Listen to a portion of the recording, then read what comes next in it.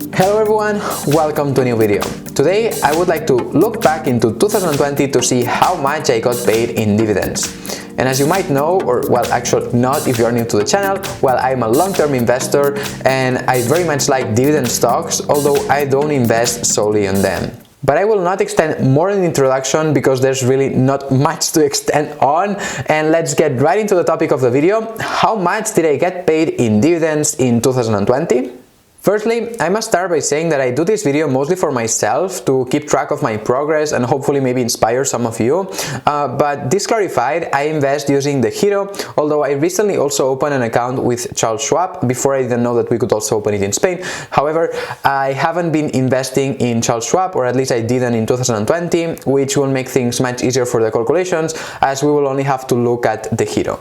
In total, at December 31st, 2020, I had in my portfolio 37 different companies with a total portfolio value at the moment of making this video of 14,588.26 euros. And I know what you might be thinking, wow, you have too many companies, and probably yes, I'm over diversified, but I would much rather have this than being under diversified, which was a bit what I had in the past, just relying on one or two stocks, and then if one of these goes bad, then you lose a lot of money. So I think that it's a much safer alternative to take, especially when you are not a pro. Also, I must say that some of the companies I own, I mean a very small portion, I don't really like them and I would sell them, but I don't do so, first because probably they are very small amounts in these cases that I would not mind even losing completely, which I don't think it will happen, I just don't like the companies. And secondly, and more importantly actually, is because I don't want to have to declare gains or losses in my tax declaration for the following year, so I try to avoid at all costs selling a stock. That said though, let's go and check the total amount that I have been paid in dividends, and for the year 2020 I collected in total 230.71 euros, and this is after converting as well the amount that I got paid in US dollars as well as in Canadian dollars into euros, and this was what I got gross, but actually my broker already applies the retention on it, and net I ended up holding 195.03 euros, which basically means that I was applied an average retention rate of around 15.47%. This is because for US stocks, which composes the majority of my portfolio, I would say maybe 90%, I'm applied a retention of 15%. Then for stocks in Spain that I actually only hold one and I can't wait to sell it, I'm applied a retention of 19%, and then for Canadian stocks, a retention of 25%.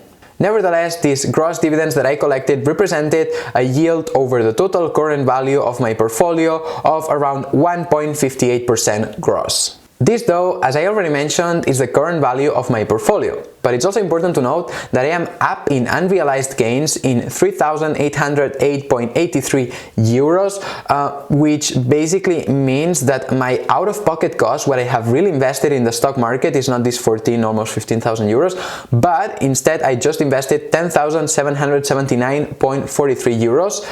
So I feel like the dividend yield would be more realistic to calculate it based on how much have I invested from my own money. In that case, if we divide the 230.81 euros that I collected in gross dividends by the 10,779.43 euros that I initially invested, we reached to a dividend yield that I'm getting for my portfolio of 2.14%. Personally, as I already said at the beginning, I think that this is very good because I don't solely invest in dividend stocks, but I also have other ones. And actually, from the 37 companies that I own, only 25 of those pay dividends.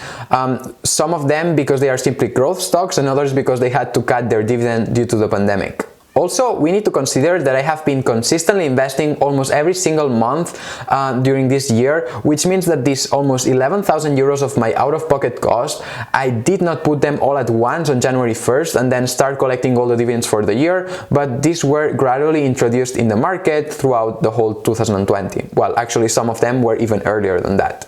Overall, for the reasons I have mentioned, and also as I already said before, I'm very happy with my dividends or the dividends that I collected this year.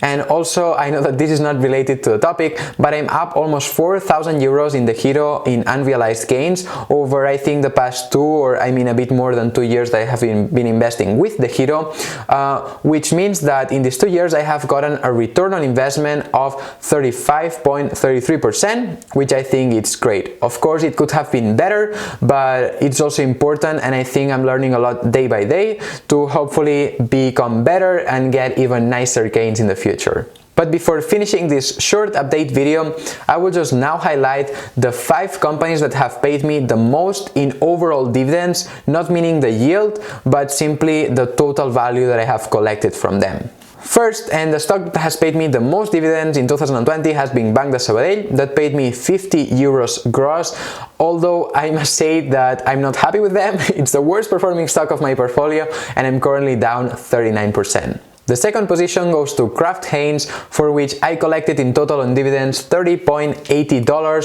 and this one is up at the moment 17.54%. Next we have Walgreens Boots Alliance, that has paid me in total $29.36 and is up 18%, which is great.